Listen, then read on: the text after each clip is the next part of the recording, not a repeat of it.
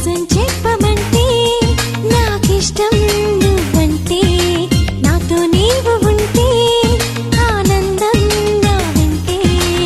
ఈరోజే మెరిసింది ఒక తారక, నీ స్నేహం కోరింది మనసాగక. హోయ్ హోయ్ హోయ్ హోయ్ హోయ్ హోయ్ హోయ్ హోయ్ హోయ్ హోయ్ హోయ్ హోయ్ హోయ్. మళ్ళీ మళ్ళీ రాదు మన కోసం